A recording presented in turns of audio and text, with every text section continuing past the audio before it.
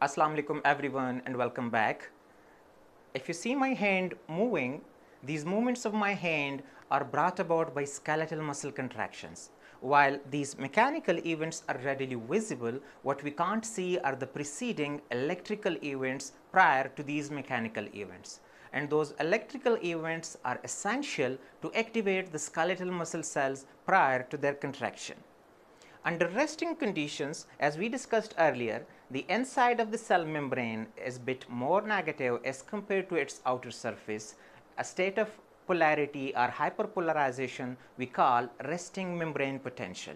Now, to activate the cells, we need to reverse this polarity or state of hyperpolarization, and we call this reversal of polarity as depolarization. For this purpose, all the skeletal muscle cells in the body are innervated by motor nerves from the spinal cord. Okay, even though each motor nerve fiber innervates multiple skeletal fibers, in general 3 to several hundreds of them, but here we have taken one such motor nerve fiber innervating a single skeletal muscle fiber with a physical connection in between them called the neuromuscular junction and a potential space in between called the synaptic cleft. Okay, whenever a nerve impulse or an action potential arrives here at the nerve terminal, it spreads in all directions, and it spread along the nerve terminal causes the release of acetylcholine, which is contained here in synaptic vesicles inside the nerve terminal. Okay, once acetylcholine is released into the synaptic cleft, it binds here with specific acetylcholine receptors on the postsynaptic membrane or the skeletal muscle fiber.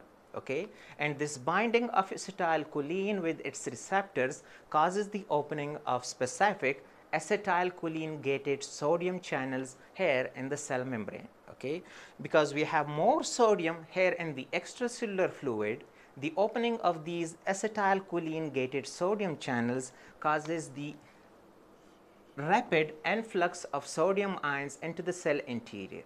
And since it is a positively charged particle, with the entry of each sodium ion, there is more and more positivity, buildup of more and more positivity inside the cell membrane. Okay, and finally we get a depolarization of a part of the cell membrane that is just limited to one part of the cell membrane that is facing the neuromuscular junction, the most proximal part. Okay, and this localized depolarization is what we call the end plate potential.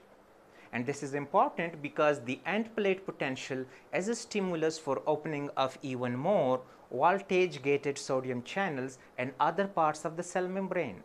Now, these are different sodium channels, the voltage gated, and once these are open, even more sodium moves into the cell, and with the entry of sodium into the cell, there is progressive buildup of positive ions and positivity inside the cell membrane, so that finally the whole of the cell becomes depolarized. Okay, if they ask you in exam, the end plate potential is due to opening of acetylcholine gated sodium channels. That is a stimulus for the opening of voltage gated sodium channels, and that depolarizes the whole of the cell. Okay, now once it has been depolarized, the cell is now ready for contraction. Okay, for the contraction of those contractile elements within the cell. But at the same time, what is important, this whole process of depolarization is mediated by acetylcholine, and so far acetylcholine stays there in the synaptic cleft, the cell will continue to be stimulated and repetitively. Okay, so it needs to be removed, and general it stays there for just 1 to 5 milliseconds, and we have an enzyme, the acetylcholine esterase, here in the synaptic cleft that rapidly destroys it within 1 to 5 milliseconds. And once it has been destroyed, the cell after initial depolarization can go back to its previous state, that is hyperpolarization, and this removal of acetylcholine is critical for the depolarization that was brought about to end. Okay, and the acetylcholine is usually attached to the connective tissue elements filling the synaptic cleft. Okay? Well, this was the whole sequence of events causing depolarization of the skeletal muscle cells. How the contractile elements within the cell respond to this depolarization we will discuss in a while.